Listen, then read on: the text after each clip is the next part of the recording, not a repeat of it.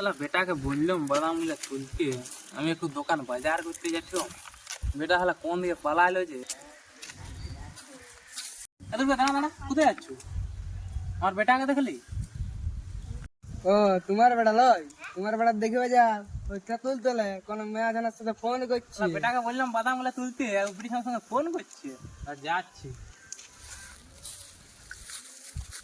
ছেলে বেটা তখন আমি বাদাম গুলা তুলতে বললাম, তুই এখানে বসে ফোন করছো। না বাবা, আমি তেঁতুল দলটাই বুঝে হাওয়া খাচ্ছিলাম, ফোনে কোনো কথাই বলিনি। তুড়কা আমাকে এখন ওইখানে যাই বললো, তুই বলছে বেটাকে ফোন করছো, আর তুই এখন বলছো নাই। তুমি তুর্কার কথা বিশ্বাস করছো? ও যা পিন্ডের কথা বলে না, ওই তার জন্য এই কালিয়া সালার বউ জুটে নাই।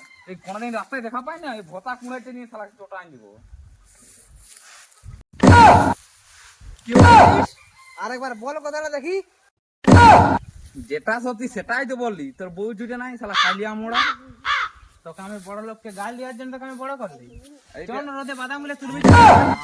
তুলবে না চল, বাবা। দেখ, রোদে না। কেমন লাগছে। আরে বাহ ভাইপো, তুই দেখালি তোর এই রূপটাই দেখতে বাকি ছিল। তুই যত সাপা দেখ, আগে পেছনে দুটো সাপাবো গাঁচাই নিয়ে আর ঘুরে বল।